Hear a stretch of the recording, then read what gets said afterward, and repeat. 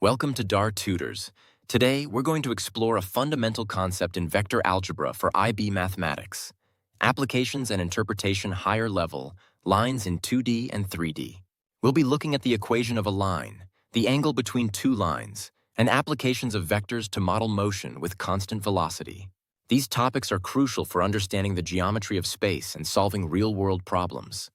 By the end of this video, you will be able to, first, write and interpret the vector and parametric equations of a line.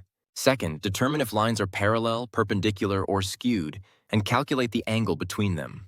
Third, apply vector equations to solve problems involving constant velocity, which are very common in physics and navigation. Let's begin with the vector equation of a line. In 3D space, which can be complex to visualize, vectors provide a precise and elegant way to describe lines. The vector equation of a line is built from two components: a fixed starting point on the line and a vector that gives the line's direction.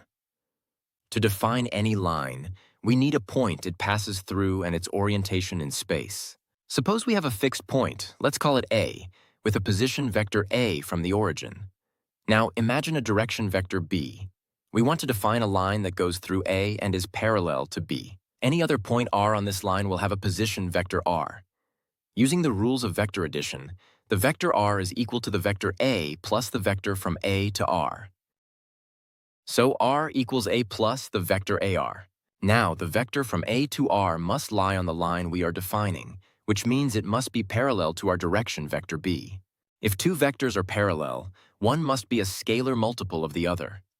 Therefore, the vector AR must be equal to lambda times the vector B, where lambda is a scalar parameter. This scalar lambda can take any real value, which allows it to define every single point on the infinitely long line. For example, if lambda is 1, we find the point that is 1b vector away from A. If lambda is 0, we are at point A. If lambda is 1, we are at the point 1b vector in the opposite direction from A. Substituting this back into our equation, we get R equals A plus lambda B. This is the vector equation of the line. It's a general formula that can be used to describe any straight line in 2D or 3D space. From the general vector equation R equals A plus lambda B, we can derive the parametric equations of the line.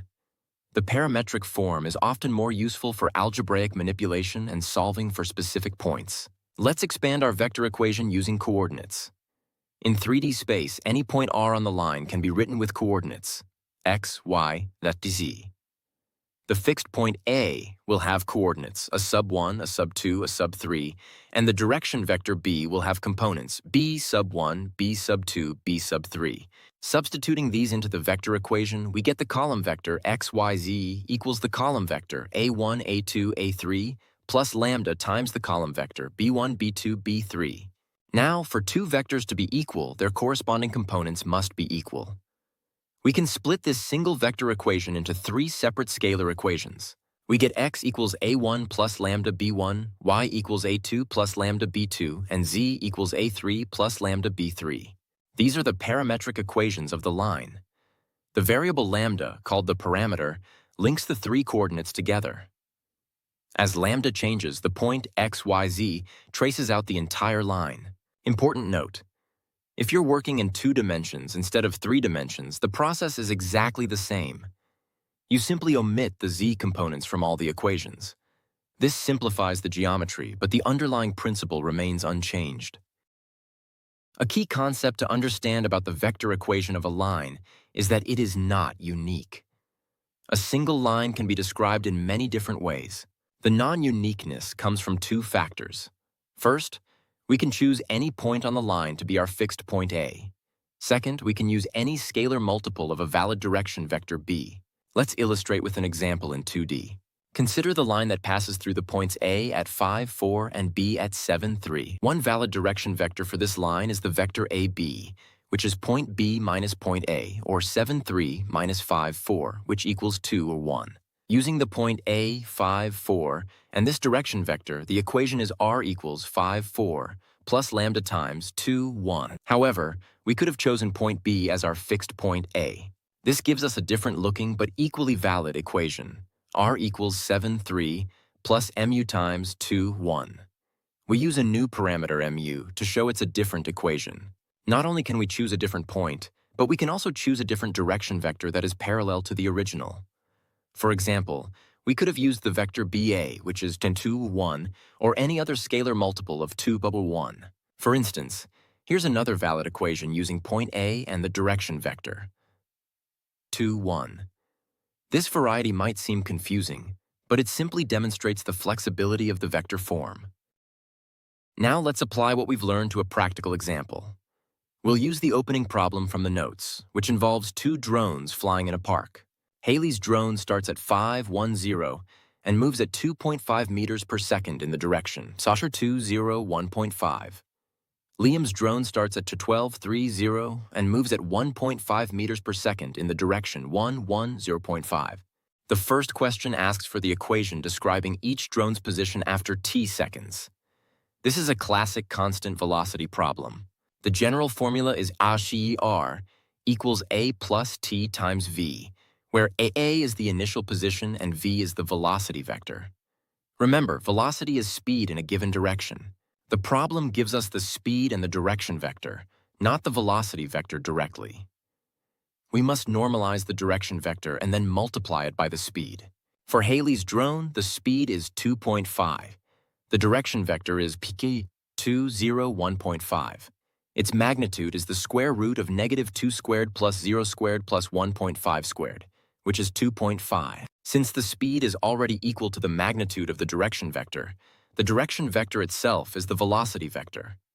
So, Haley's velocity vector is 201.5. Her initial position A is a 510, so Haley's position at time t is given by RHT equals 510 plus t times 201.5. Now for Liam's drone. His speed is 1.5, and the direction vector is 110.5. The magnitude of this direction vector is the square root of 2.25, which is 1.5. Again, the speed matches the magnitude, so Liam's velocity vector is 110.5. His initial position is 1230. With our equations defined, we can answer the next question. How far apart are the drones after 2 seconds? This requires 2 steps, finding their positions at t at 2, and then finding the distance between those positions. First, let's find Haley's position at t at 2 seconds.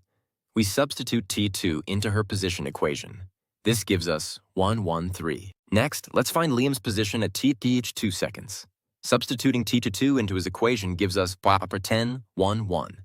Now we have 2 points in 3D space, ph at 113 and pl at 10, 1, 1. To find the distance between them, we can use the distance formula. The distance squared is the sum of the squares of the differences in each coordinate. Plugging in our coordinates, the distance squared is 11 2 plus 2, 2 plus 2 at 2. This simplifies to 121 plus 4 plus 4, which is 129. The distance is the square root of 129. So the drones are approximately 11.36 meters apart after 2 seconds. This shows how our vector equations allow us to calculate distances and positions in real-world scenarios. The third question asks if the paths of the drones intersect. The paths intersect if there's a point, x, y, z, that lies on both lines. It's critical to understand that just because their paths cross doesn't mean the drones will collide. For a collision to happen, they must be at the same point at the same time. This is why we must use different parameters for each line. Let's use T for Liam's drone and S for Haley's drone. So we have Haley's position RH and Liam's position RLT. For their paths to intersect, their positions must be equal. We set RHS equals RLT. Equating the components gives us a system of 3 linear equations. The x component equation is 5 minus 2's equals 12 plus t. The y component is 1 equals 3 plus t. The z component is 1.5's equals 0.5 t. To solve this, we start with the simplest equation. The y component equation immediately gives us a value for t. From 1 equals 3 plus t, we find that t equals 4. Now we substitute TP4 into the other 2 equations to find a value for s. This is the crucial test. Substituting t4 into the z component equation gives 1.5's equals 0.5 times 4, which is 2. Solving for s, we get s equals 2 divided by 1.5, which is 4.3. Now we check if these values T4 and S4-3 are consistent with the x component equation. 5 minus 2 times 4.3 is 7.3.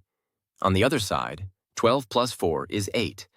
Since 7.3 is not equal to 8, the values are not consistent. This contradiction means there are no values of s and t that can make all three equations true simultaneously. Therefore, the paths of the drones do not intersect. The final question from the opening problem is more challenging. When are the drones closest to each other? We know their paths don't cross, but at some point, they will be at their minimum distance. This is an optimization problem. Our strategy is to define a function for the square of the distance between them, since it's easier to work with, and then find its minimum value using calculus. First, let's find the position vector from Haley's drone to Liam's drone, which is RL minus RH. This vector represents the distance and direction between them. Substituting the position equations we found earlier, we get the following vector. The x component is TS17, the y component is TS4, and the z component is 0.5t, 1.5. Next, we find the square of the magnitude of this vector, which is the square of the distance between the drones.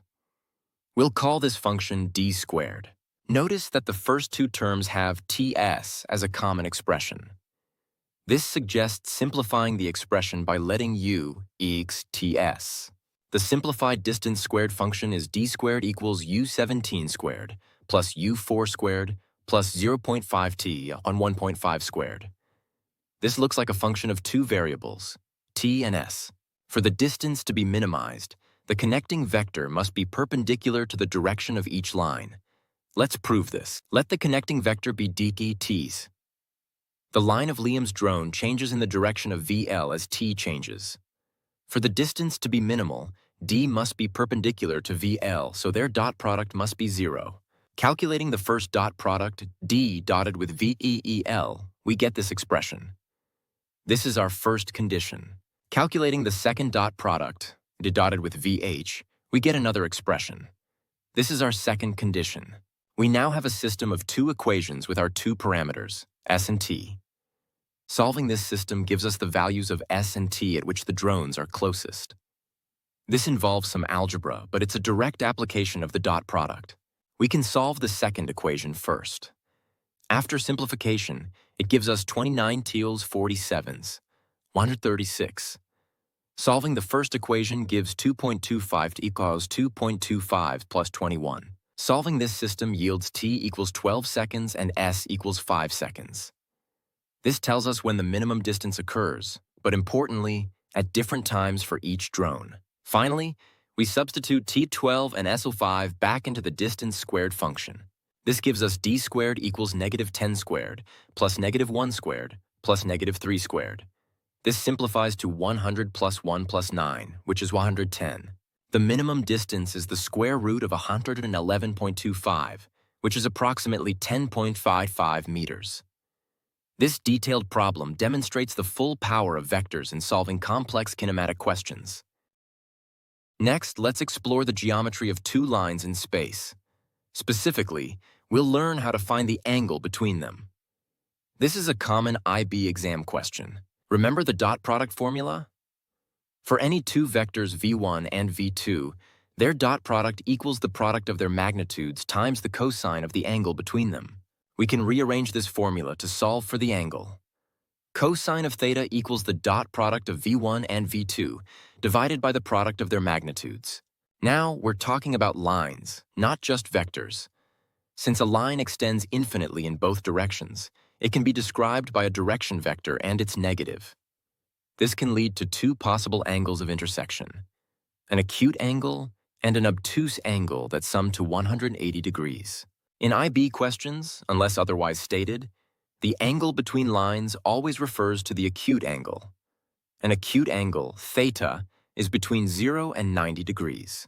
Since the cosine of an acute angle is always positive, we can ensure we find the acute angle by using the absolute value of the dot product in our formula. So, the formula for the cosine of the angle theta between two lines is the absolute value of the dot product of their direction vectors, divided by the product of their magnitudes. This is a very important formula to commit to memory. Let's work through an example. Find the angle between the line L1 with parametric equations x equals 2, 3t, t, y equals 1 plus t, and the line L2 with equations x equals 1 plus 2's y equals 4 plus 3's. First, we identify the direction vectors. From the coefficients of t in L1, the direction vector b1 is 3, 1. From the coefficients of s in L2, the direction vector b2 is 2, 3. Now we'll calculate the three components of our formula, the dot product and the two magnitudes. The dot product of b1 and b2 is 3 times 2 plus 1 times 3, which equals 6 plus 3, or 3. We need the absolute value of this for our formula, which is 3. The magnitude of b1 is the square root of 10. The magnitude of b2 is the square root of 13. Now we substitute these values into the formula. Cosine of theta equals the absolute value of 3, divided by the square root of 10 times the square root of 13. This simplifies to 3 over the square root of 130. Finally, we take the inverse cosine to find the angle. The angle is approximately 74.7 degrees. So, the acute angle between these two lines is 74.7 degrees. Two special cases of lines are parallel and perpendicular lines. These are determined entirely by their direction vectors. Let's first discuss parallel lines. Two lines are parallel if their direction vectors are scalar multiples of each other. This means one vector is just a scaled version of the other. For example, if line L1 has direction vector b1 and line L2 has direction vector b2, they are parallel if b1 equals k times b2 for some scalar k. In practice, you simply check if the components are in the same ratio. Now for perpendicular lines. Two lines are perpendicular if their direction vectors are perpendicular. And for any two vectors, we know they are perpendicular if their dot product is 0. So, to check for perpendicularity, you find the dot product of the two direction vectors. If it's 0, the lines are perpendicular. Let's look at an example to see parallel lines in action. Consider line L1 and line L2 with these vector equations. We need to find the angle between them. The direction vectors are b1 equals, or 3, 1, or 2, and b2 equals 6, 2, 4. Let's compare them. We can see that the components of b2 are each negative 2 times the components of b1. Specifically, 6 is 2 times 3, 2 is 2 times 1, and 4 is 2 times 2. Since b2 is 2 times b1, the vectors are scalar multiples of each other. This means the lines L1 and L2 are parallel. The angle between them is 0 degrees. You can find this by plugging into the formula. The dot product would be negative, but the absolute value would make cos theta equals 1, so theta equals 0 degrees. Now let's apply the concept of perpendicular lines to solve a problem. This is a common style of question in the IB. We have two lines, L1 and L2, defined by these vector equations. We are told there's a third line, L3, that is perpendicular to both L1 and L2. The question asks us to find the direction vector of this third line, L3. This problem relies entirely on the property of perpendicularity. If L3 is perpendicular to L1, its direction vector, B3, must have a dot product of 0 with the direction vector of L1, B1. The same applies to L2. If L3 is perpendicular to L2, its direction vector B3 must have a dot product of 0 with B2. So we need to solve two dot product equations simultaneously. First, we identify the direction vectors of L1 and L2 from their equations. B is 1, 2, 2, and B is 2, 4, 3. Let the unknown direction vector of L3 be x, z. Now we set up our two dot product equations. The first is x minus 2y plus 2z equals 0. The second is 2x plus 4y plus 3z equals 0. We have a system of two equations with three unknowns. To solve this, we can use a method called the cross product. The cross product of two vectors, v and w, results in a new vector that is perpendicular to both v and w. This is exactly what we need.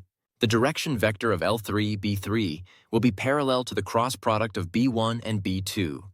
Therefore, we can say B3 is a scalar multiple of B1 cross B2. We need to calculate the cross product. Using the standard determinant method, the cross product of 1 tar 2, 2 and 2, 4, 3 is found to be 14, 1, 8. So, the direction vector of L3 is parallel to 14, 1, 8. We can choose the direction vector to be B3 equals 14, 1, 8, or any scalar multiple of it. For example, 28 to 2 or 16 would also be correct. So far, we've focused on finding the direction vector of L3. Let's finish the question by finding the full vector equation of L3. The problem states that L3 cuts the z-axis at z equals 2. This gives us a fixed point for L3. A point on the z-axis always has x and y coordinates of 0. So the fixed point A3 for L3 is 0, 0, 2. We now have everything we need to write the vector equation: a fixed point and a direction vector. Remember, r equals a plus lambda b. The vector equation for L3 is ER equals the vector 0, 0, 2 plus a parameter lambda times the direction vector and 14, 1, 8. This completes our analysis of perpendicular lines in 3D. I hope you found this explanation clear and rigorous. Mastering these concepts is key to success in IB Maths. Now, let's look at another important application of vector equations: modeling constant velocity motion. We've already seen this principle in our drone problem, but let's formalize it. When an object moves with constant velocity, it travels in a straight line. This straight line path can be described by the vector equation of a line. Let's break down the components. First, the velocity vector of the object gives us the direction vector for the line of motion. Second, the time t acts as the parameter in our equation. It measures how long the object has been moving. Third, the object's position at time t=0 gives us the initial fixed point, or the starting position vector A, for the line. Putting this together, the position vector r of an object at any time t is its initial position A plus time t multiplied by its constant velocity vector v. This is the position-time vector equation, a fundamental tool in physics. A related concept is speed. Speed is a scalar, representing how fast the object is moving. It's simply the magnitude of the velocity vector. It's crucial to pay attention to units. If position A is in kilometers and time t is in hours, then velocity v must be in kilometers per hour. The units must be consistent across the entire equation. Let's apply these ideas to another example. Imagine a cable car leaving a station and moving at a constant velocity.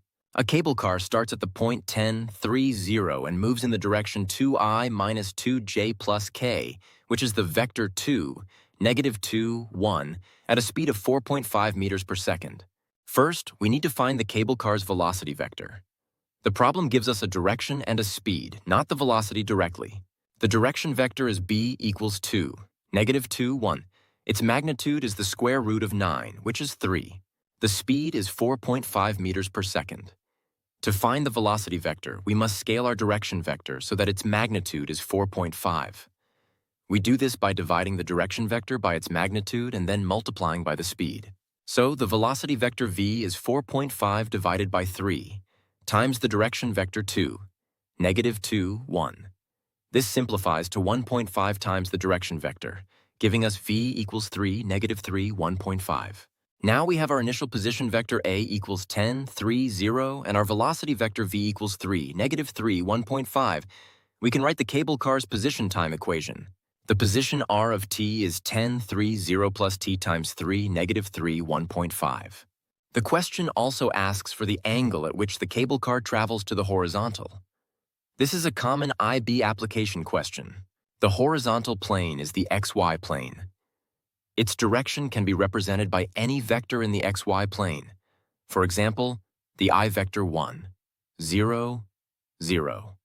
So, the question asks for the angle between our velocity vector v and the xy plane. We can find this by first finding the angle between the velocity vector v and a horizontal vector h, using our dot product formula. Cosine of theta equals the absolute value of the dot product of v and h divided by their magnitudes. The dot product is 3. The magnitude of v is 4.5, and the magnitude of h is 1. So, cosine of theta is 3 over 4.5, which is 2/3. This gives us an angle theta of 48.19 degrees. However, theta is the angle with a horizontal vector, not with the horizontal plane. The angle with the plane is 90 minus theta. So, the cable car is traveling at an angle of 41.8 degrees to the horizontal. This shows how we can use vector equations and the dot product to solve problems about motion in space, a critical skill for the IB exam. We've covered the main theoretical concepts. You are now equipped to solve vector problems involving lines, planes, and motion. Let's solidify your understanding with some IB-style practice questions. We'll work through 5 questions together. I'll present each question, and you can pause the video to attempt it yourself before watching the solution. This is a great way to check your progress and identify areas for improvement. First question. Line L1 passes through 3, 1, 5, and is parallel to the vector 4, 0, 2. Line L2 passes through 1, 2, 4, and is parallel to the vector 1, 1, 3. Find the acute angle between the two lines. Pause the video and try to solve it. Remember the formula for the angle between lines. Welcome back. Let's work through the solution. The first step is to identify the direction vectors, which are given as B1 and B2. The fixed points are not needed to find the angle. Next, we calculate the dot product of B1 and B2, which is 10. Then we find the magnitudes of both vectors. Is the square root of 20, and told B is the square root of 11. Now we plug these into our angle formula. Cosine of theta equals the absolute value of 10, divided by the square root of 20 times the square root of 11. This simplifies to 10 over the square root of 220. Taking the inverse cosine, the acute angle between the lines is approximately 47.9 degrees. This is a standard calculation that you should be comfortable with. Here is our second practice question. It involves two lines in 2D space given in parametric form. You need to show that they are perpendicular. Again, pause the video and try to prove this. Remember the condition for perpendicular lines. Okay, let's see how you did. To prove perpendicularity, our goal is to show that the dot product of their direction vectors is 0. First, we extract the direction vectors. For L1, the coefficients of P give us B1 equals 1, 2. For L2, the coefficients of Q give us B2 equals to 2, 1. Now we compute their dot product.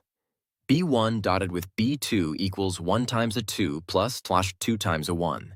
This is 2 plus 2, which equals 0. The dot product is 0. Since the dot product is 0, we have proven that the direction vectors are perpendicular. Therefore, the lines L1 and L2 must also be perpendicular. Well done if you got this right. We're halfway through our practice questions. This next one is about a yacht moving with constant velocity, combining motion with a known point. Yacht A has an initial position of 4, 5, and a constant velocity of 1, 2. Yacht B starts at 1, 8, and has a velocity of 2, 1. Show that their paths are at right angles. Take a moment to solve this. Think about what the term paths are at right angles means in terms of vectors. Okay, let's go over the solution. The phrase paths are at right angles is another way of saying the paths are perpendicular. The direction of a path for an object with constant velocity is given by its velocity vector. So we need to show that the velocity vectors of the two yachts are perpendicular. And to do that, we check their dot product. Let's calculate the dot product of VA and VB. This is 1 times 2 plus 2 times 1, which equals 2 minus 2, or 0. The dot product is 0. Since the dot product of the velocity vectors is 0, the velocities are perpendicular, and therefore the paths of the yachts are at right angles. This is a great example of how a physical problem can be translated into simple vector algebra.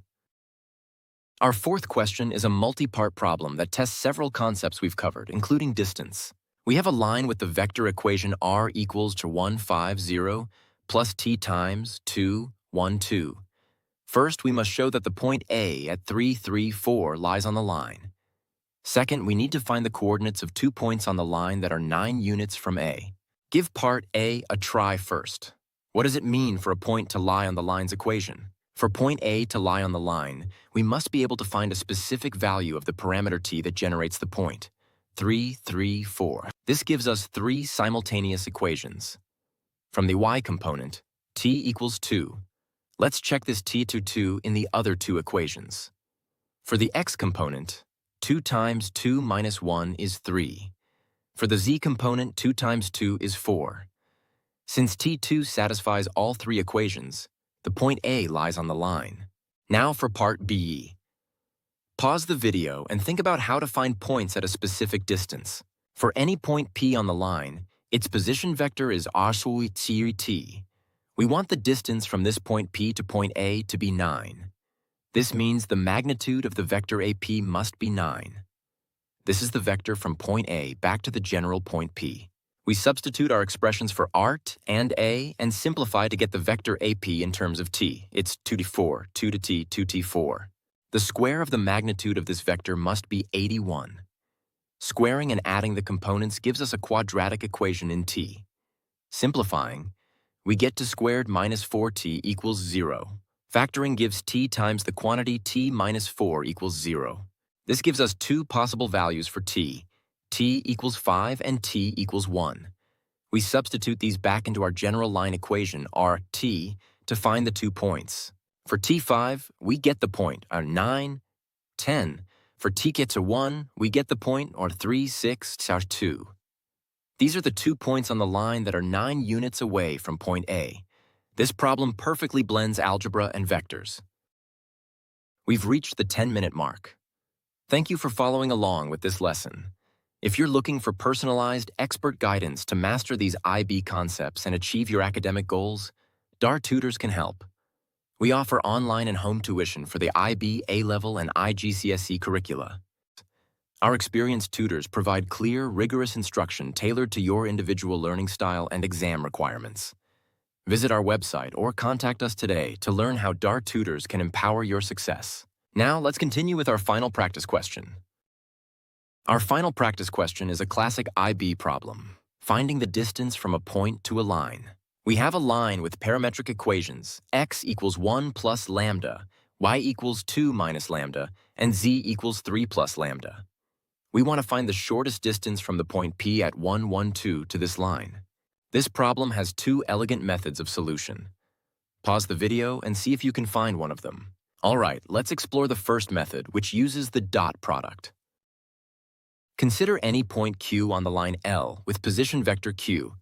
The shortest distance PQ occurs when the vector PQ is perpendicular to the line's direction vector, B. So, our condition is that the dot product of vector PQ and the direction vector B must be 0. This is a very powerful geometric condition. First, we write the position vector Q for any point on the line using the parametric equations. Then we find the vector PQ by subtracting the position vector of P from Q. The direction vector B is 1, 1, 1 from the coefficients of lambda. Now we apply our dot product condition.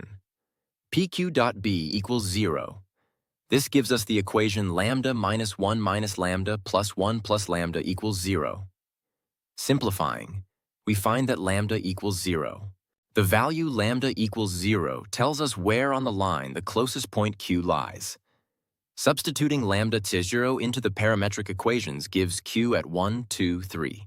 Finally, the shortest distance is the distance between P and Q.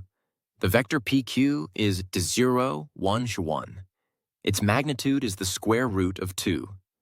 So the distance from point P to the line L is root 2. There's also a second, more geometric method for finding the distance from a point to a line. This method involves the cross product. The shortest distance from a point P to a line L with a direction vector B and containing a point A can be calculated as the magnitude of the vector AP cross B, all divided by the magnitude of B. Let's apply this formula to our question. First, we need to choose a point A on the line. The simplest choice is to set lambda equal to 0 in the parametric equations, which gives us the point, 1, 2, 3. So A is 1, 2, 3. The given point is P equals 1, 1, 2. Next, we find the vector AP by subtracting P from A. This gives us AP equals 0, 1, 1. The direction vector B is 1, 1, 1. Now we need to calculate the cross product of AP and B. Using the determinant method, the cross product of 0, 1, 1 and 1, 1, 1 is found to be 2, 1, 1. Finally, we plug everything into our distance formula. The distance is the magnitude of the cross product, which is root 6, divided by the magnitude of B, which is root 3. This simplifies to the square root of 2. Both methods give us the same correct answer. Let's quickly review the key concepts we've covered today. First, the vector equation of a line, r equals a plus lambda b, which defines a line using a starting point A and a direction vector b. Second, the angle between two lines found using the absolute dot product of their direction vectors divided by the product of their magnitudes. Third, we saw how to check for parallel lines, scalar multiples of b, and perpendicular lines, dot product of b's is 0. Finally, we explored constant velocity problems, where position is initial position plus time times velocity. These are foundational tools for the IB curriculum. Continue practicing with the exercises in your textbook to master them. Thank you for watching, and remember, DAR Tutors is here to help you achieve your full potential.